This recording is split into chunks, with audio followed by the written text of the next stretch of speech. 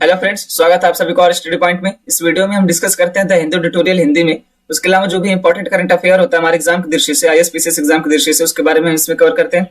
आज के the Hindu newspaper में 2 आर्टिकल था, 2 एडिटोरियल था। इंपॉर्टेंट एक था मणिपुर के बारे में, इसको मैंने पहले ही कवर कर रखा हुआ है, तो उसकी वीडियो की लिंक डिस्क्रिप्शन बॉक्स में दे दूंगा। दूसरा जो एडिटोरियल था उसको मैंने इस वाली वीडियो में कवर किया हुआ है। आइए देखते हैं आज का पहले इंपॉर्टेंट आर्टिकल। ये भारत के नियंत्रक एवं महालेखा परीक्षक CAG कौन है वर्तमान में भारत के? तो ये GC मुर्मू, गिरीश चंद्र मुर्मू।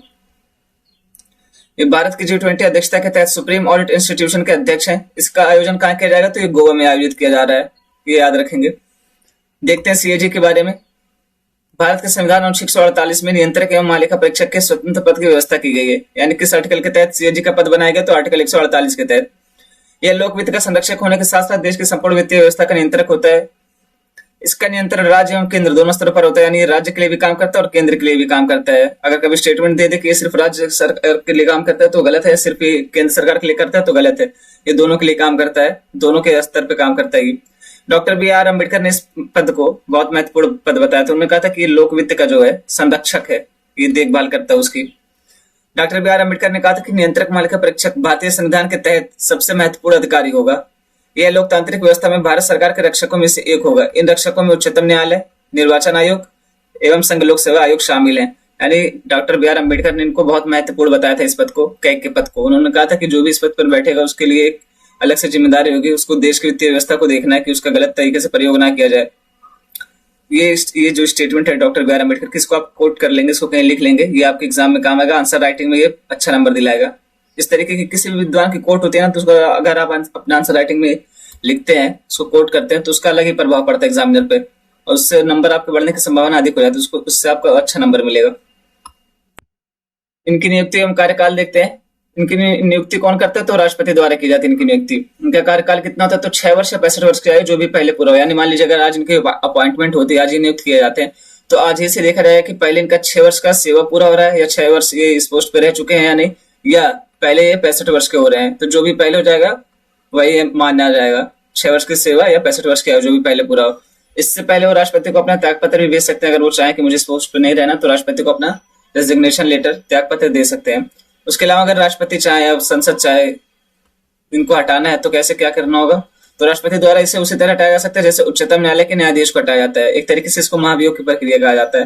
हालांकि इसमें संविधान में इस शब्द का प्रयोग नहीं किया गया महाभियोग का, उसमें यही कहा गया कि जैसे उच्चतम न्यायालय के न्यायाधीश को हटाया जाता है। दूसरे शब्दों में संसद के दोनों सदनों द्वारा विशेष बहुमत के साथ उसके दुर्व्यवहार या अयोग्यता पर प्रस्ताव पास कर उसे हटाया जा सकता है। आधार क्या रहेंगे? तो आधार 2 आधारों पर हटाया जा सकता है। पहला कौन सा? दुर्व्यवहार होना चाहिए। दूसरा कौन सा है? अयोग्यता होनी चाहिए। इन्हीं 2 आधारों पर हटाया जा सकता है। कैसे? तो संसद के जो दोनों सदन है, लोकसभा और राज्यसभा, दोनों में विशेष बहुमत ही पारित करना पड़ेगा। यानी उपस्थित एवं मतदान करने वाले 2/3 लोगों का बहुमत। नेक्स्ट इंपॉर्टेंट पॉइंट देखते हैं, इसके स्वतंत्रता के लिए क्या क्या किया गया है। संविधान में कौन कौन से उपबंध है जो कैग की स्वतंत्रता के लिए किए गए हैं। क्यों? क्योंकि अब भाई कैग इतना इंपॉर्टेंट पॉइंट है। अगर ये स्वतंत्र नहीं रहेगा, निष्पक्ष नहीं रहेगा, तो ये काम कैसे करेगा? इसके ऊपर दबाव रहेगा तो फिर निष्पक्ष होकर काम कैसे करेगा? फिर तो देश गड्ढे में चला जाएगा। इसलिए इनकी स्वतंत्रता के लिए कुछ प्रावधान किए गए, उसी के बारे में यहाँ पे बात की जा रही है। देखते हैं पहला पॉइंट, नियंत्रक एवं महालेखा परीक्षक की स्वतंत्रता एवं सुरक्षा सुनिश्चित करने के लिए संविधान में लिखित व्यवस्था की गई है। कौन सा? पहले इसके कार्यकाल की सुरक्षा, यानी इनको इनके कार्यकाल के दौरान ये जो 2 पॉइंट बताए गए हैं, अयोग्यता या दुर्व्यवहार, इसके अलावा किसी और आधार पर इनको हटाया नहीं जा सकता। ये नहीं है कि राष्ट्रपति के प्रसाद पर्यंत धारण नहीं करते कि जब राष्ट्रपति का मन किया इनको हटा दिया, जैसे कि महान्यायवादी है। ये महान्यायवादी को राष्ट्रपति के प्रसाद पर्यंत पद धारण करते हैं। ये जब राष्ट्रपति की खुशी के ऊपर डिपेंड रहता है, राष्ट्रपति जब चाहे तब इनको हटा सकता है। लेकिन कैग के साथ ये नहीं है। कैग को हटाने के लिए आप देख सकते हैं कि संविधान ने क्या व्यवस्था की है। तो उसने ये कहा कि दोनों सदनों में विशेष बहुमत होना चाहिए, उसके द्वारा पारित प्रस्ताव के आधार पर हटाया जा सकता है। देखते हैं इनके स्वतंत्रता के लिए क्या क्या प्रावधान किए गए हैं। स्वतंत्रता क्यों आवश्यक है? क्योंकि इतनी इंपॉर्टेंट पोस्ट पर ये हैं। अगर ये स्वतंत्र नहीं रहेंगे, निष्पक्ष नहीं रहेंगे, तो काम कैसे करेंगे? अगर निष्पक्ष होकर के काम नहीं करेंगे तो हमारा देश गड्ढे में चला जाएगा। इसलिए इनकी निष्पक्षता के लिए, इनकी स्वतंत्रता के लिए कुछ प्रावधान किए गए हैं। उसमें से क्या है? तो इनके कार्यकाल की सुरक्षा। अब कार्यकाल की सुरक्षा से क्या तात्पर्य है? कार्यकाल की सुरक्षा से मतलब ये है कि इनको 6 वर्ष या 65 वर्ष की निश्चित सेवा दी गई है। यानी इस बीच इनको अगर हटाना भी है तो संसद के दोनों सदनों द्वारा विशेष बहुमत पारित करना होगा। उसका आधार क्या होगा? अभी ऊपर ही मैंने बताया कि या तो अयोग्यता हो जाए उसका आधार, या तो दुर्व्यवहार हो जाए। इन्हीं 2 आधार पर इनको हटाया जा सकता है। इसके अलावा अगर राष्ट्रपति ये चाहे कि अब मेरा मन नहीं कर रहा आपको देखने का, आपकी शक्ल अच्छी नहीं है, इस तरीके से मतलब ये अन्यथा नहीं लीजिएगा। इसको बस समझाने के लिए कि अगर राष्ट्रपति के प्रसाद पर्यंत पद धारण नहीं करते, यानी राष्ट्रपति की खुशी पर ये नहीं डिपेंड रहते हैं कि अगर राष्ट्रपति जब तक चाहेगा तब तक ये रहेंगे, इनको कार्यकाल की सुरक्षा मुहैया कराई गई है। नेक्स्ट पॉइंट है, ये अपना पद छोड़ने के बाद किसी अन्य पद, चाहे भारत सरकार को या राज्य सरकार का, ग्रहण नहीं कर सकते। यानी अगर एक बार कोई कैग बन गया है तो अब उसके बाद कोई सार्वजनिक पद ग्रहण नहीं कर सकते हैं, चाहे राज्य सरकार में हो चाहे केंद्र सरकार में। अब इनको किसी और पद पर नहीं जाना है। इनका वेतन एवं अन्य सेवा शर्तें संसद द्वारा निर्धारित होती हैं। वेतन उच्चतम न्यायालय के न्यायाधीश के बराबर होता है, यानी इतना वेतन रखा जाता है ताकि इनको ये ना हो कि यार मैं जॉब कर रहा हूँ या मैं काम कर रहा हूँ तो अब मुझे कैसे गुजारा होगा, मुझे बाहर से लेना चाहिए। या घूस लेने भर की जो गुंजाइश होती है उसको खत्म करने के लिए इनका वेतन भी अच्छा खासा रखा गया है। इनके वेतन में और अनुपस्थिति, छुट्टी, पेंशन, निवृत्ति की आयु संबंध में, उसके अधिकारों में, उसकी नियुक्ति के प्रशासन, उसके पश्चात अलाभकारी परिवर्तन नहीं किया जा सकता। यानी जब एक बार इनको नियुक्त कर दिया जाता है, एक बार इनका अपॉइंटमेंट हो जाता है, तो अब कोई भी ऐसा परिवर्तन नहीं किया जाएगा, कोई भी ऐसा बदलाव नहीं किया जाएगा जिससे इनको कोई नुकसान हो। यानी मान लीजिए इनके अपॉइंटमेंट से पहले 1 लाख रुपए इनकी सैलरी थी, अब ऐसा नहीं करेंगे कि जब इनके अपॉइंटमेंट हो गई तो अब देख रहे हैं कि काम अच्छे से कर रहे हैं, गवर्नमेंट के अब उसमें जा रहा है इनका रिपोर्ट, तो अब ये गवर्नमेंट ये करके अब इनका जो वेतन हो घटा करके 50,000 कर दे। ऐसा नहीं कर सकते आप। या फिर इनका जो कार्यकाल है, मान लीजिए 65 वर्ष की आयु नहीं पूरी पा रही, इनका पूरा कार्यकाल 6 वर्ष का है, तो गवर्नमेंट ये घटा करके कोई संविधान संशोधक लाए, विधेयक लाए, उसके साथ इनका कार्यकाल 4 वर्ष का कर दे। तो इस तरीके से आप नहीं कर सकते हैं।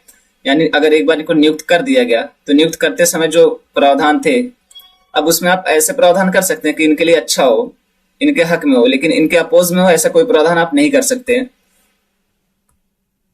नेक्स्ट पॉइंट है, भारतीय लेखा परीक्षक, लेखा विभाग के कार्यकाल में काम करने वाले लोगों की सेवा शर्तें और नियंत्रक मालिका परीक्षक की प्रशासनिक शक्तियां ऐसी होंगी जो नियंत्रक मालिका परीक्षक से परामर्श करने के पश्चात राष्ट्रपति द्वारा बनाए गए नियमों द्वारा विहित होंगी। यानी जो भी कैग के ऑफिस में काम करेगा या कैग से जुड़े जो भी लोग काम करेंगे इनके साथ, तो उसकी सेवा शर्तें कौन तय करेगा? ये दोनों लोग मिलकर के, कैग, राष्ट्रपति, ये दोनों मिलकर के काम करेंगे। कैग सुझाव देगा, उसके बाद राष्ट्रपति इस पे फैसला लेंगे, फैसला राष्ट्रपति का ही होगा। यही यहाँ पे कहा जा रहा है। नियंत्रक मालिका परीक्षक के कार्यकाल के प्रशासनिक व्यय जिनके अंतर्गत उस कार्यकाल में सेवा करने वाले व्यक्तियों को या उनके संबंध में संदेह सभी वेतन, भत्ते और पेंशन हैं भारत के संचित निधि पर भारित होंगे, अतः इन पर संसद में मतदान नहीं हो सकता। अब यहाँ पे कहने का मतलब क्या है? यहाँ पर कहने का मतलब ये कि जो कैग हो गए और इनसे जुड़े जो भी खर्चे होते हैं, ये कहाँ पे, इनका खर्चा कहाँ से दिया जाएगा? तो भारत की संचित निधि से खर्चा दिया जाएगा। ये सब क्यों किया जाता है? ताकि इस पर संसद में कोई मतदान ना कराया जा सके। उसका क्या मतलब? उसका मतलब ये है कि अब मान लीजिए इनको ज्यादा पैसा दिया जा रहा है, 2 लाख दिया जा रहा है, तो अब संसद में ये मतदान ना कराया कि इनको 2 लाख क्यों दिया जा रहा है, इनको कम करके 1.5 लाख दे दिया जाए या इनको 50,000 ही दिया जाए। तो इस तरीके से संसद में इस पर कोई चर्चा नहीं होनी चाहिए। इसलिए इनका जो है वेतन, भत्ता, ये सारी चीजें जो भी दी जाती है, इनको कहाँ से दिया जाता है? भारत की संचित निधि से दिया जाता है। कोई भी मंत्री संसद के दोनों सदनों में नियंत्रक एवं मालिका परीक्षक का प्रतिनिधित्व नहीं कर सकता और कोई मंत्री उसको द्वारा किसी कार्य की जिम्मेदारी नहीं ले सकता। यानी चाहे कोई भी अन्य मंत्री हो, कोई भी मंत्री हो, ये नहीं कह सकता कि इन्होंने मेरी जिम्मेदारी है, ये जो कर रहे हैं ये मेरी गलती है, मेरी डिफॉल्ट है, ऐसा कुछ नहीं। जो है सारी जिम्मेदारी इनकी होंगी, कैग की होंगी। कैग के लिए कोई और खड़ा नहीं हो सकता है, कैग अपने लिए ही रहेगा, यही यहाँ पे कहा जा रहा है। नेक्स्ट पॉइंट है, इनके कर्तव्य और शक्तियां क्या क्या है? तो संविधान के अनुच्छेद 151 के तहत संसद को यह अधिकार दिया गया है कि वह केंद्र, राज्य, किसी अन्य प्राधिकरण या संस्था के महालेखा परीक्षक से जुड़े लेखा मामलों को व्यवस्थित करे। इससे से जुड़े संसद ने महालेखा परीक्षक कौन सा अधिनियम पारित किया है? तो महालेखा परीक्षक कर्तव्य, शक्तियां एवं सेवा शर्तें अधिनियम 1971 को प्रभावी बनाया। यहाँ पे गौर करने वाली बात यह है कि संविधान का अनुच्छेद 151 जो है, कौन सा? तो अनुच्छेद 151 किसको यह अधिकार देता है? तो ये संसद को अधिकार देता है, राज्य विधायिका को नहीं। किसको अधिकार देता है? तो संसद को अधिकार देता है। किससे जुड़ा? कैग से जुड़ा है। यानी इनकी शक्तियों के लिए अगर कोई नियम डालें तो कौन लेकर के आएगा? केंद्र सरकार लेकर के आएगी, यानी संसद लेकर के आएगी, ना कि राज्य विधानसभा।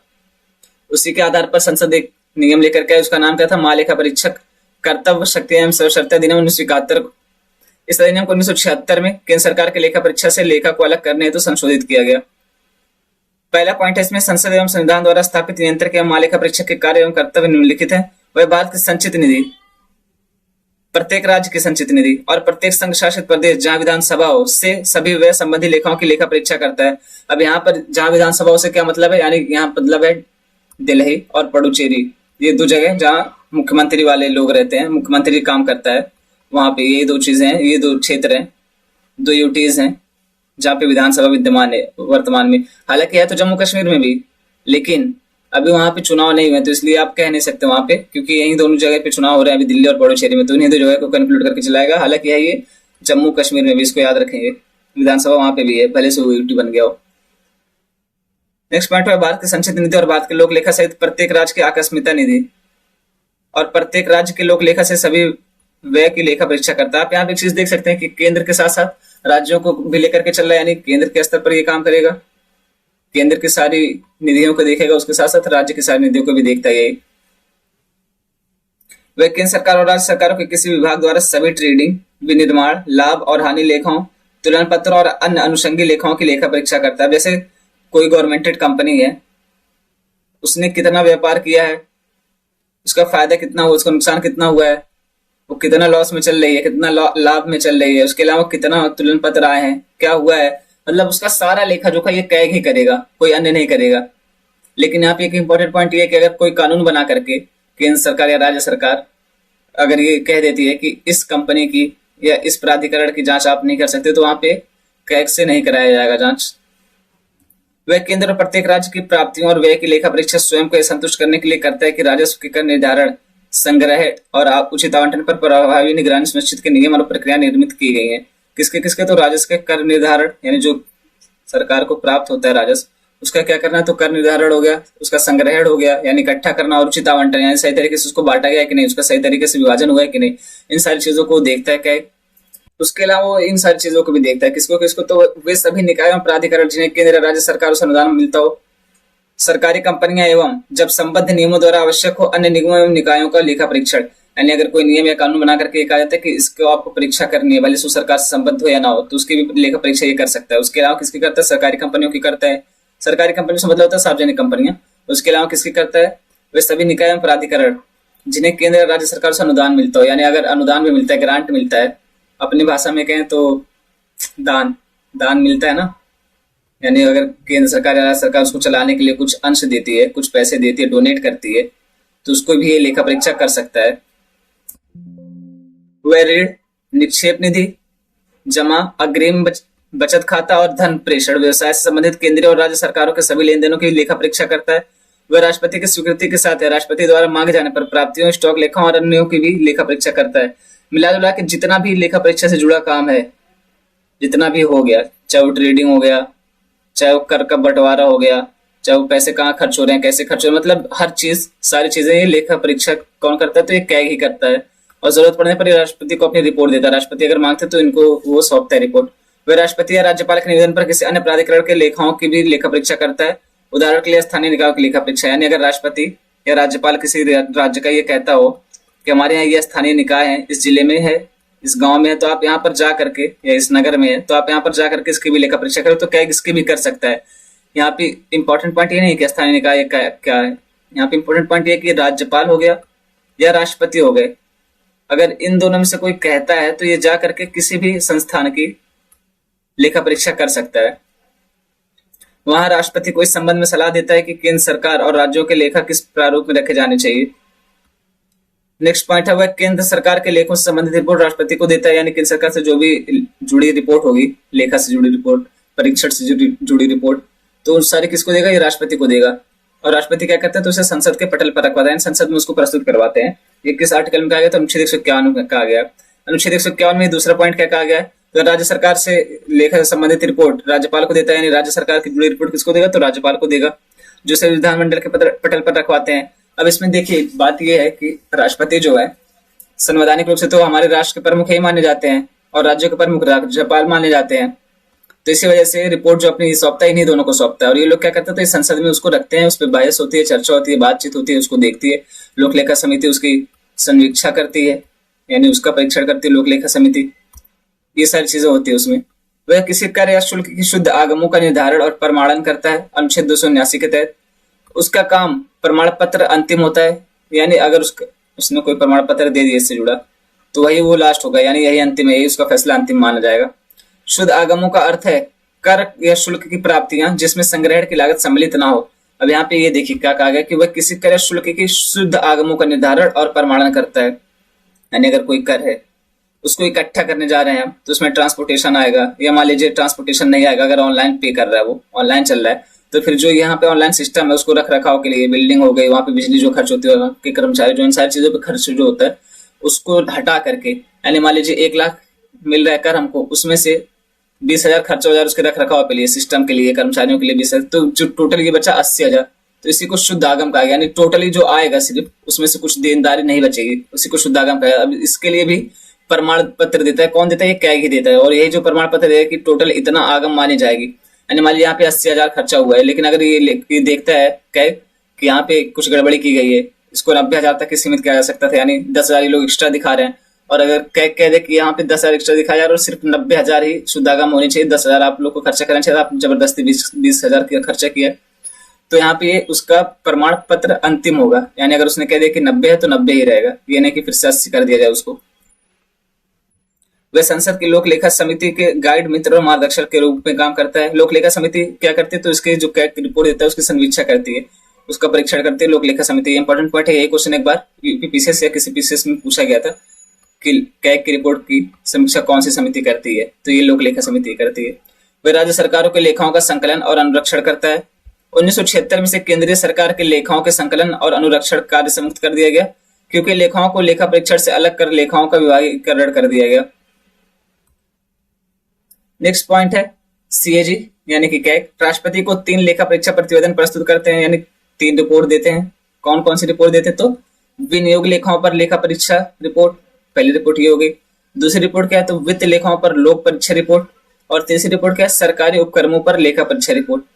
3 रिपोर्ट ये देते हैं कैग राष्ट्रपति को। ऐसे देखिए स्ट्रक्चर बना करके अगर आप आंसर राइटिंग में करेंगे ना तो ये आपके लिए और फायदेमंद है। अब यहाँ पे मैंने स्ट्रक्चर नहीं बनाया पीपीटी बनाने के चक्कर में, तो यहाँ पे देखिए आप यहाँ पे रिपोर्ट 1, आप यहाँ पे रिपोर्ट का नाम लिखें, यहाँ पे रिपोर्ट 2 का नाम लिखें, यहाँ पे रिपोर्ट 3 का। ये सारे आपके आंसर राइटिंग में बहुत काम आएंगे, इससे एग्जामिनर के ऊपर बहुत अच्छा इंपैक्ट पड़ता है। किसी कहीं भी अगर आपको डायग्राम, फ्लो चार्ट ये सारा बनाने का मौका मिलता है ना तो उसको बिल्कुल नहीं छोड़िए, या फिर इस तरीके की सारणी बनाने का मौका मिले तो उसको बिल्कुल नहीं छोड़िए आंसर राइटिंग में। यही सारी चीजें हैं ना जो आपको दूसरों से अलग बनाएंगी। यही सारी चीजें आप लोग को अलग अलग लोगों से अलग नंबर दिलाएंगे, यानी आपको आधा नंबर 1 नंबर एक्स्ट्रा दिला देंगी, और आधा नंबर 1 नंबर से 10-10, 20-20 रैंक तय हो जाती है। इसके उपरांत लोक लेखा समिति, अब राष्ट्रपति रिपोर्ट को क्या करेगा? तो संसद के पटल पर रखवाएगा। मैंने पहले बताया कि संसद को देगा, वहां पे रखेगा, संसद में इस पे चर्चा होगी, बात विवाद होगा। उसके बाद क्या होगा? इसके उपरांत लोक लेखा समिति इनकी जांच करती है और इसके निष्कर्षों को संसद को अवगत कराती है। कौन इसकी जांच करता है? तो लोक लेखा समिति इन सारी रिपोर्टों की जांच करती है जो राष्ट्रपति रखवाते हैं संसद में। उसके बाद क्या होता है? तो इससे जाहिर सी बात है जब संसद में रखेंगे, इस पे चर्चा होगी, बात है, तो वहां पे जो लोग रहते हैं यानी कि सांसद, वो सब इससे अवगत ही होंगे। और सांसद ही क्यों, सिर्फ फिर देश हमारा अवगत होगा, लोग जानेंगे इसके बारे में क्या सही है क्या गलत है। जैसे 2G स्पेक्ट्रम घोटाले में हो गया मामला, उसके बारे में कैग ने ही तो उजागर किया था, उसको कैग की रिपोर्ट से ही तो सामने आया था। तो यहाँ पे कहा जा रहा है कि कैग की रिपोर्ट जाएगी, उसकी कौन समीक्षा करता है? तो लोक लेखा समिति इसकी जांच करती है। नेक्स्ट पॉइंट है विनियोग लेखा वास्तविक खर्च की संसद के विनियोग अधिनियम के माध्यम से दी गई स्वीकृति के बीच तुलनात्मक स्थिति को सामने रखता है, जबकि वित्त लेखा वार्षिक प्राप्तियों तथा केंद्र सरकार की अदायगियों को प्रदर्शित करता है। ये है द हिंदू में छपा आर्टिकल। इसमें किस बारे में बात की जा रही है? तो इस आर्टिकल में बात ये की जा रही है कि जो एडोलसेंट गर्ल हैं यानी कि किशोर युवतियां हैं, किशोरियां हैं, उनके बारे में बात की जा रही है। उनको पोषण नहीं मिल पाता है पूरी तरीके से, उनको पोषण युक्त आहार नहीं मिलता, उसी के बारे में बात की जा रही है। यहाँ पे बताया जा रहा है कि पीरियड से जुड़ी बातें हो गई, तो उसकी वजह से एनीमिया हो जा रहा है लड़कियों को, और इसको बहुत ही अपवित्र माना जाता है कि अभी तक इसको लेकर के कई सारी जगहों पे कल्चरल यानी कि सांस्कृतिक इशू बने हुए हैं। यही सारी चीजें इसमें डिस्कस की जा रही है, आइए देखते हैं इसको। इस आर्टिकल में कई जगह कुपोषण का यूज हुआ है, तो पहले जान लेते हैं कुपोषण है क्या, यानी कुपोषण कहते किसको, ताकि आगे जब आर्टिकल में ये कुपोषण शब्द है तो आपके मन में ये ना चले कि कुपोषण है क्या, आखिर कुपोषण कहते किसको है, कुपोषण होता क्या है। कुपोषण तब होता है जब किसी व्यक्ति के आहार में पोषक तत्वों की सही मात्रा उपलब्ध ना हो। विश्व स्वास्थ्य संगठन WHO और यूनिसेफ के अनुसार कुपोषण 3 प्रकार के होते हैं, यानी कुपोषण प्रमुखतः 3 प्रकार के होते हैं, यानी उनके 3 लक्षण। कौन कौन से? कम वजन, अंडरवेट, इसमें क्या होता है? अल्प पोषण, पहला पॉइंट है। इसमें क्या होती है? वेस्टिंग, कद के अनुपात में कम वजन, यानी अगर हाइट इतनी है मेरी, इसके हिसाब से मेरा मान लीजिए 50 किलो वजन होना चाहिए, लेकिन इतना नहीं होकर के मेरा 40 किलो वजन ही है, पहला पॉइंट ये हो गया। दूसरा स्टंटिंग, आयु के अनुपात में कम लंबाई, यानी अगर मेरी उम्र 20 साल है और इस हिसाब से मेरी लंबाई 5 फीट 6 इंच या 5 फीट 5 इंच इतनी होनी चाहिए, तो उसके हिसाब से मेरी आयु जितना है 20 साल, उसके हिसाब से इतना ना हो करके 4 फीट 5 इंच है, इस तरीके से कुछ भी है, यानी इससे कम है, जितना स्टैंडर्ड मानक होना चाहिए उससे कम है। और कम वजन, कम वजन क्या होता है? तो आयु के अनुपात में कम वजन, जैसे 25 साल का कोई आदमी है, उसके लिए 50 किलो या 52 किलो या मान लीजिए 60 किलो स्टैंडर्ड मान लीजिए, 25 साल का आदमी है, उसके लिए 60 किलो जो है वजन होना चाहिए, लेकिन अब उसका वजन इतना ना होकर के 50 किलो है, 55 किलो है या 40 किलो, तो इसको भी कुपोषण ही माना जाएगा। जरूरी नहीं कि जो पतले दुबले दिखते हैं या जिनकी हड्डियां दिखती है सिर्फ वही कुपोषण के शिकार है। कुपोषण कई तरीके से हो सकता है। आपकी लंबाई कम लगे तो वो भी कुपोषण का उदाहरण है। आपका वजन कम उम्र के हिसाब से वो भी कुपोषण का शिकार है। उसके अलावा अगर आपका वजन बहुत ज्यादा है शरीर के हिसाब से तो वो भी आप कुपोषण का शिकार ही माना जाता है। नेक्स्ट पॉइंट है सूक्ष्म पोषक संबंधी यानी माइक्रो न्यूट्रिएंट रिलेटेड। इसमें सूक्ष्म पोषक तत्वों की कमी, महत्वपूर्ण विटामिन और खनिजों की कमी या सूक्ष्म पोषक तत्वों की अधिकता शामिल है। यानी जो हमारे लिए विटामिन होते हैं, प्रोटीन होते हैं, उसके अलावा खनिज पदार्थ जो होते हैं, जितनी आवश्यकता होती है हमारे शरीर को या तो उससे ज्यादा मिले या तो उससे कम मिले तो उसको भी कुपोषण के अंतर्गत ही माना जाता है। अधिक वजन, मोटापा और आहार में संबंधित गैर संचारी रोग जैसे हृदय रोग, स्ट्रोक, मधुमेह और कैंसर, इन सारी चीजों को भी इस कुपोषण के तहत ही माना जाता है। यहाँ पे आप देख सकते हैं कुपोषण को प्रमुखतः 3 भागों में बांटा गया। उसके बाद इसका अंदर जाकर के भी कैटेगराइजेशन किया गया है। पहला क्या, कम वजन हो गया तो उसमें कई प्रकार का पोषण हो गया, स्टंटिंग हो गया, वेस्टिंग हो गया, ये सारी चीजें इसमें है। दूसरा सूक्ष्म पोषक संबंधी जिसमें आपको पोषक तत्व उतना मात्रा में या तो नहीं मिलते या तो अधिक मात्रा में मिल जाते हैं, यानी उसका स्टैंडर्ड जो है वो नहीं बना रहता है, या तो कम या तो ज्यादा हो जाता है। तीसरा अधिक वजन, यहाँ पे आप देखो मोटापा हो गया उससे। अब जाहिर से आप देखते होंगे कि मोटापा जो है फिर वो अपने साथ 75 बीमारियां लेकर के आता है। मोटापे से कई सारी बीमारियां हो जाती हैं, फिर कैंसर हो गया, मधुमेह हो गया, इस तरीके की बहुत सारी बीमारियां होती है, तो इसको भी कुपोषण के अंतर्गत ही शामिल किया जा रहा है। अभी जो आर्टिकल छपा उससे महत्वपूर्ण बिंदु देखते हैं। पहला, किशोर लड़कियां अक्सर पीरियड के कारण खून की कमी तथा कुपोषण का शिकार हो जाती हैं। अब देखिए ये टॉपिक ऐसा है ना, पीरियड, इसको सुनते ही बहुत सारे लोग शर्माने लगते हैं। बहुत सारे लोग को मन आता है यार क्या बोल दिया, ऐसा हो गया वैसा हो गया, ऐसा लगता है मतलब जैसे कोई गुनाह कर दिया हो, जैसे कोई अपराध कर दिया हो अगर ये पीरियड कह दिया किसी के सामने। और खास करके हमारे जैसे मिडिल क्लास लोग जो हैं उनके यहाँ तो मतलब पीरियड नाम जो है वो अपने घर वालों के सामने लेना ही नहीं है, अपने दोस्तों के सामने नहीं लेना। ये बहुत बुरी चीज है यार। पीरियड को आप लोग इतना ऐसे देखते हैं जैसे क्या है, जैसा भी श्राप है, जबकि ऐसा कुछ है नहीं। आप खुद सोचिए, देखिए अगर ये पीरियड का इशू नहीं होता, पीरियड नहीं होता, नहीं आता लड़कियों को पीरियड, तो क्या हम जैसे लोग इस दुनिया में आ पाते?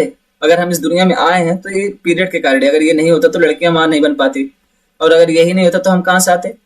और फिर अगर हमारे जैसे लोग आ गए हैं जो इसके वजह से ही आए और फिर हम इसको ही गलत बोलते हैं, हम बोलते हैं अपवित्र है, नापाक है, इस तरीके के शब्द यूज करते हैं। ये सही नहीं है, गलत है, इसके बारे में चर्चा नहीं होनी चाहिए, ये सांस्कृतिक रूप से गलत है, धार्मिक रूप से गलत है। जब अभी तक कई ऐसे घर हैं, इवन अभी तक कई ऐसे जगह हैं, कई ऐसे घर हैं, कई ऐसे गांव हैं जहाँ पे जब पीरियड आता है तो लड़कियों को किचन में नहीं घुसने दिया जाता, उनको किचन से बाहर रखा जाता है। अब आप सोच सकते हैं किस लेवल का पागलपन है यार। वही ऐसी चीज है जिसकी वजह से आप सारे लोग आए हैं, जिसकी वजह से इस दुनिया चल रही है, जिसकी वजह से हमारे जैसे लोग यहाँ पढ़ा रहे हैं, बोल रहे हैं, और उसी उन्हीं को अपवित्र माना जाता है। अच्छा इसमें देखिए, इसमें लड़कियों की क्या गलती है? ये तो प्राकृतिक, ऐसा तो है नहीं कि उसने कोई गलती की थी, उसने कोई और वजह की थी तो इस वजह से उसके साथ हो रहा है, ऐसा तो है नहीं कि उसकी चॉइस है। और इसमें यार कई लड़कियों को इतना ज्यादा दर्द होता है, उनकी तबीयत तक खराब हो जाती है उनकी, उसके बाद भी हम उनके साथ ऐसा ट्रीट करते हैं जहां उन्हें हमारी सपोर्ट की जरूरत होती है, हम उनको ऐसे ट्रीट करते हैं जैसे उन्होंने कितनी बड़ी गलती कर दी हो, जबकि इसमें इस वक्त कोई हाथ है नहीं उनका। ये तो प्राकृतिक है, नेचुरल है, इसमें वो क्या कर सकते हैं या कोई भी क्या कर सकता है। और अगर ये प्रक्रिया ही नहीं हो तो हमारे ऐसे लोग आएंगे कैसे? जो आप गलत बोलते तो आप बोलेंगे कहाँ से? लेकिन फिर भी आप समझने के लिए तैयार नहीं है। अभी भी बहुत सारे लोग के यहाँ बहुत सारी जगहों पर ये सारे मुद्दे चलते हैं कि अगर पीरियड आएगा तो किचन में नहीं जाना है, पीरियड आएगा तो ये नहीं करना है, पीरियड आएगा तो वो नहीं करना है, घर में रहो, किसी को पता नहीं चलना चाहिए। मतलब इस मुद्दे पे बात करने के लिए कोई तैयार ही नहीं है। चलो मान लीजिए पीरियड नाम ना लो और आपको शर्मा रहे, लेकिन ये यार स्कूली पाठ्यक्रमों में भी इसको शामिल करना चाहिए। यहाँ पे आप स्वास्थ्य नाम से, स्वास्थ्य संबंधी जागरूकता नाम से इस तरीके से कोई ऐड करके चैप्टर, वहाँ पे ये सारी चीजें पढ़ाई जानी चाहिए। जब स्कूल में भी इस तरीके के चैप्टर आते हैं तो टीचर स्किप कर जाते हैं, वो बोलते हैं पढ़ लेना, यहाँ से यहाँ तक निशान लगा लो, या इसके बारे में ज्यादा जानने की जरूरत नहीं, टॉपिक इंपॉर्टेंट नहीं एग्जाम की दृष्टि से। इस तरीके से फालतू चीजें, बस कुछ भी, बस उनको डंप करना है इस टॉपिक को। पता नहीं क्यों लोग इतना शर्माते इस मुद्दे पे बात करने से। देखिए कोई सा भी मुद्दा हो, अगर ये स्वास्थ्य से जुड़ा, आप इसको ऐसे क्यों देखते हैं कि नापाक है या अपवित्र है या कुछ और इशू है? आप इसको देखना कि ये स्वास्थ्य संबंधित मुद्दा है। अभी तक कई ऐसे जगह हैं, अभी एक कोई रिपोर्ट आई थी, उसका एग्जैक्ट नाम मुझे तो नहीं याद कर रहा है, दिमाग में क्लिक नहीं हो रहा तुरंत, लेकिन उसमें ये बताया गया कि कई सारे ऐसे रीजन है जहां अभी तक पीरियड में लड़कियां मिट्टी यूज करती है अपनी साफ सफाई के लिए। आप सोच के देखिए, मिट्टी का प्रयोग किया जा रहा है, तो उससे यार मौत बढ़ेगी, उनकी लड़कियों की मौत अधिक होगी। ये सारी चीजें बहुत गलत है। आपको देखिए पीरियड के बारे में जागरूक होना चाहिए, चाहे कोई भी हो। और इसमें इतना क्या शर्माने वाली बात है? आपकी भी बहन है, मेरी भी बहन है, तो उनको नहीं आता क्या? अच्छा पता उनको भी है कि मेरे भाई को पता है कि मुझे पीरियड आया है, आपको भी पता है कि उसके पीरियड इशू चल रहे, लेकिन फिर भी आप शर्माएंगे बात करने से। अभी देखिए इसी के ऊपर जागरूकता बढ़ाने के लिए पैडमैन मूवी बनी थी, उसमें कितना दिखाया गया कैसे किस तरीके से कि लोग घर वाले किस तरीके से देखते हैं उसको, किस नजर से, अगर आप इस तरीके के मुद्दे लेकर चलते हैं। अभी भी जो बहनें हमारा कपड़ा धोती हैं उन्हीं को मतलब अपने पीरियड के पैड जो छुपा करके लाने पड़ते हैं, ये यार अपना नजरिया बदलना चाहिए हम लोग को, चाहे जो हुआ। ये सिर्फ मैं आपकी अपनी बात नहीं कर रहा, एक पर्टिकुलर सोसाइटी की बात कर रहा हूँ कि सबको इस बारे में अपना नजरिया बदलना चाहिए, जागरूक होना चाहिए, और इसको ऐसे नहीं देखना चाहिए कि कितनी गलत चीज है क्या नहीं है। इसको एकदम नॉर्मल लेना चाहिए ना, जैसे आपका जीवन नॉर्मल है वैसे ये भी नॉर्मल है, ये पार्ट ऑफ लाइफ है। इसमें इतना क्या देखना है, इसको इतना नेगेटिव लेकर के क्या चलना है। देखते हैं नेक्स्ट इंपॉर्टेंट पॉइंट, राष्ट्रीय परिवार स्वास्थ्य सर्वेक्षण 5, इसके अनुसार क्या कहा गया, तो लगभग 59.1%, अगर एक नहीं भी याद है तो 59 लिख सकते हैं, उससे चल जाएगा। 59% किशोरियों में खून की कमी पाई गई है। क्यों, तो ये पीरियड की वजह से। अब सभी जानते हैं 8 महीने का कुछ ना कुछ खून निकल ही जाता है, कुछ लोग का ज्यादा ब्लीडिंग होता है, कुछ लोग कम होता है, तो इस वजह से इनके अंदर एनीमिया पाया जाता है अक्सर। नेशनल फैमिली हेल्थ सर्वे, राष्ट्रीय परिवार स्वास्थ्य सर्वेक्षण 4 के अनुसार क्या कहा गया, तो इसके स्कूल जाने वाली 41.9% लड़कियों में भार की कमी पाई गई है, यानी वजन में कमी पाई गई है। घरों में लिंग तटस्थ पर्यावरण नहीं होना किशोरियों में पोषक आहार की कमी का कारण। आप ये मुद्दा आप देख सकते हैं कि अभी तक मैक्सिमम घर, अभी तक क्या मतलब मैक्सिमम घर क्या, लगभग सभी घरों में, कोई 2-4 घर 10 घर ऐसे गिने चुने होंगे जहाँ पे ये होता होगा कि लड़के और लड़कियां एक बराबर वास्तव में होते हैं। कहने के लिए तो सब एक बराबर हैं, कहने के लिए तो एक साथ, लेकिन जब बलिदान की बात आती है, योगदान की बात आती है, तो आप देखेंगे अगर लड़का और लड़की में से किसी एक को ही पढ़ाना तो अक्सर लोग लड़के को चुनते हुए नजर आएंगे। शायद कोई रेयर ही घर ऐसा होगा कि दोनों में से अगर चुनना हो किसी एक को, तो वो लड़के एक को ना भेज करके सिर्फ लड़की को भेजे। लेकिन मैक्सिमम घर में ये होता है कि लड़के को ही बाहर भेजा जाता है पढ़ाई के लिए। वही यहाँ पे कहा जा रहा है कि लिंग तटस्थ पर्यावरण नहीं है, यानी अब देखिए कहने के लिए तो सब कहते हैं कि लड़का लड़की एक समान, लेकिन जब व्यवहार में इसको लागू किया जाता है ना, अब ये लड़के जो है रात के 9 बजे के बाद घूम सकते हैं आराम से, 10 बजे 11 बजे घर है, कोई दिक्कत नहीं, लेकिन लड़कियां 6 बजे 7 बजे के बाद बाहर नहीं निकल सकती हैं। और इसकी असली वजह लड़कियां नहीं है, उनमें कमी हो ऐसा जरूर नहीं है, कमी हम में भी है। अगर हम हमारे जैसे आवारा लोग, मतलब मैं अपने आपको नहीं कह रहा हूँ, कहने का मतलब कि सोसाइटी में जो लोग हैं उस तरीके से अगर ये लोग सही से रहें और अगर ये लोग बदतमीजियां ना काटें तो फिर कोई दिक्कत ही नहीं है, लेकिन करते बदतमीजी हैं, बदनाम होती लड़कियां हैं। तो इस तरीके से यहाँ पे कहा लिंग तटस्थ पर्यावरण नहीं होना किशोरियों में पोषक आहार की कमी का मुख्य कारण बना हुआ है। हालांकि सरकार की कुछ नीतियों के कारण कुछ हद तक स्वास्थ्य सेवा में सुधार हुआ है। यह स्वीकार करना आवश्यक है कि वर्तमान स्वास्थ्य हस्तक्षेप विशेष रूप से किशोरियों की पोषण संबंधी स्थिति पर ध्यान केंद्रित नहीं करते, यानी अभी तक जो प्रयास किए जा रहे हैं उसमें से कोई ऐसा प्रयास नहीं किया जो डायरेक्ट सिर्फ और सिर्फ या केंद्रीय रूप से लड़कियों के बारे में इस चीज को लेकर के चले कि इनको पोषक तत्वों की कमी हो जाती है पीरियड की वजह से, अन्य वजहों से। इनके स्वास्थ्य को लेकर के केंद्रित नहीं किया जा रहा, किशोरियों को स्वास्थ्य को लेकर के ये जो होता है पोषण तत्वों से लेकर के। एक राष्ट्र के रूप में हम इस बात को समझने से बहुत दूर है कि युवा लड़कियों की पोषण संबंधी जरूरतें नजरअंदाज करने के दीर्घकालिक परिणाम क्या हो सकते हैं। नेक्स्ट पॉइंट है असंतुलित तथा अपर्याप्त आहार उनके एकेडमिक प्रदर्शन पर भी प्रभाव डालता है। अब जाहिर सी बात है, अगर किसी को पूरी तरह से भोजन ही नहीं मिल रहा है, उसका स्वास्थ्य ठीक नहीं है, आए दिन उसकी तबीयत खराब हो रही है, अगर आपको पोषण तत्व नहीं मिले, पोषक तत्व ना मिले, ठीक तरीके से आपको न्यूट्रिशन ना मिले, तो क्या होगा, तबीयत खराब होगी। तबीयत खराब होगी तो आप बेड पे पड़े रहेंगे, हॉस्पिटल में रहेंगे, दवा खाएंगे, तो उससे आप कहाँ प्रदर्शन कर पाएंगे, आपका पढ़ाई में मन लगेगा। जब आपकी तबीयत ही नहीं ठीक है तो आप पढ़ेंगे कहाँ से, वही पॉइंट यहाँ पे कहा जा रहा है। नेक्स्ट है कुपोषित लड़की क्रोनिक बीमारियों के प्रति अधिक सुभेद्य होती है तथा गर्भावस्था के दौरान उन्हें मुश्किलें भी अधिक हो जाती हैं। क्रोनिक डिजीज से यहाँ पे क्या मतलब है, तो क्रोनिक डिजीज उसको कहते हैं जो लगभग 1 वर्ष यानी कि 1 साल या उससे अधिक समय तक लगातार बने रहते हैं, तो उसको क्रोनिक डिजीज कहते हैं। अब इसमें कई सारी बीमारियां आ जाती है, जैसे कि मधुमेह हो गया, कैंसर हो गया, हृदय रोग हो गया, उसके अलावा और भी बहुत सारी बीमारियां होती है, तो इसी को क्रोनिक डिजीज कहा जाता है, जो लंबे समय तक चलती है, दीर्घ काल तक चलती है, यानी 1 साल से अधिक जो बीमारी लगातार बनी रहे उसको कहते हैं क्रोनिक डिजीज। अब इसका इम्पैक्ट ज्यादातर लड़कियों पे ही पड़ता है, ये कहा जा रहा है इस पॉइंट में। उसके अलावा जब उनके प्रेगनेंसी का टाइम आता है तो उसमें भी उनको दिक्कत हो जाती है। नेक्स्ट पॉइंट है वो कम शिक्षित होंगे तो प्रत्येक स्तर पर कम प्रतिभा करेगा। अब ये जाहिर सी बात है, देखिए अगर उनको शिक्षा नहीं दिया जाएगा, कम शिक्षित होंगे तो क्या होगा, जाहिर सी बात है कि फिर आने वाले समय में वो इकोनॉमी अर्थव्यवस्था में पार्टिसिपेट नहीं कर पाएंगी, राजनीति में पार्टिसिपेट नहीं कर पाएंगी, उसके अलावा समाज के लिए कम योगदान देंगे, उसके अलावा अगर कभी जरूरत पड़े तो अपने बच्चों को, खुद के बच्चों को नहीं पढ़ा पाएंगी, उसके अलावा कम जागरूक होंगे तो अपने परिवार का भी ध्यान नहीं रख पाएंगे। ये सारे पॉइंट देखिए इसी तरीके से कनेक्ट किया जाता है। जब आंसर राइटिंग आप करते हैं तो इसी तरीके से पॉइंट को कनेक्ट करके और इसी तरीके से बनाया जाता है, इसी तरीके से आंसर राइटिंग की जाती है। यहाँ पे आप स्ट्रक्चर बना सकते हैं इस तरीके से, या फिर इस तरीके से स्ट्रक्चर बना करके आप आंसर राइटिंग में लिख सकते हैं। यही कहा जा रहा है कि जब उनके पास शिक्षा कम होगी, अब शिक्षा कम होगी, जब वहाँ उनकी तबीयत ही खराब है लगातार, तो शिक्षित कैसे होंगी, पोषण की कमी है, पोषक तत्व उनको पर्याप्त मात्रा में नहीं मिल रहे हैं, तो फिर कहाँ से पढ़ाई पे ध्यान देंगे, कहाँ से अपने ऊपर ध्यान देंगे। और कहते हैं ना कि एक शिक्षित व्यक्ति सिर्फ एक व्यक्ति को शिक्षित करता है, सॉरी, एक शिक्षित पुरुष सिर्फ एक शिक्षित आदमी एक ही को शिक्षित करता है, लेकिन एक शिक्षित महिला एक परिवार, एक समाज और एक राष्ट्र को शिक्षित कर देती है। ये कोटेशन है, इसको हम टेलीग्राम पे प्रोवाइड करा देंगे, आंसर राइटिंग में आप इसको यूज कर सकते हैं। तो यहाँ पे कहा जा रहा है कि जब वो शिक्षित कम होगी तो प्रत्येक स्तर पर, समाज के प्रत्येक स्तर पर देश के लिए कम योगदान दे पाएंगे। अपने घर के लेवल पर अपने बच्चों को पढ़ाना होगा भी तो वहां पे भी उसको दिक्कत होगी, लेकिन जब पढ़े लिखे रहेगी तो कम से कम अपने बच्चों का होमवर्क करा देना, उनके ऊपर ध्यान देना, क्या पढ़ रहे हैं क्या नहीं पढ़ रहे हैं पूछ लेना, ये सारी चीजें कर पाएंगी। और कहीं भी जरूरत पड़ी तो मान लीजिए अब यहाँ पे एक पॉइंट इंपॉर्टेंट ये कहा जा रहा है कि अगर जब ये कम शिक्षित होते हैं तो इससे होता क्या है, यहाँ पे पीढ़ी दर पीढ़ी अब जो गरीबी वाला चक्र चलता है तो वो चलता ही रहता है, उससे बाहर नहीं निकल पाते। क्यों? क्योंकि पहले से कम एजुकेटेड है, उनके पास शिक्षा नहीं, उनके पास साधन नहीं, ऊपर से उनकी तबीयत खराब है। एक तो कम शिक्षित तो उनको जॉब नहीं मिलनी है, जॉब मिलेगी भी तो फिर वही किसी के यहाँ बर्तन धोना है, किसी के यहाँ खाना बनाना, तो इस तरीके की जॉब फिर वही गरीबी चक्र में लेकर के जाएगी, उसका कोई मतलब है नहीं। जब उनको जॉब नहीं मिलती और ऊपर से इनकी तबीयत खराब रहना, तो फिर जो खर्चा होता है इनकी तबीयत सही करने पे, इनको दिखाने में, इनकी दवाइयां कराने में, वो धीरे धीरे गरीबी की तरफ खींचता लेकर चला जाता है। ये सारे पॉइंट मैं अपने से नहीं कर रहा हूँ, सारे लेखक कह रहे हैं। इसी तरीके से आपको कनेक्ट करते हुए आंसर राइटिंग करना है। तो वही यहाँ पे बताया जा रहा है, कम प्रतिभाग करेंगे फिर इसका बहुत नेगेटिव इम्पैक्ट पड़ेगा और फिर अंतर पीढ़ी गरीबी बढ़ेगी। इससे हमें इसके लिए सिर्फ अच्छे पोषण तक ही सीमित नहीं रहना चाहिए, बल्कि इसके लिए जीवन चक्र को अपनाना चाहिए और ध्यान देना चाहिए कि कोई भी लड़की पीछे ना छूटे।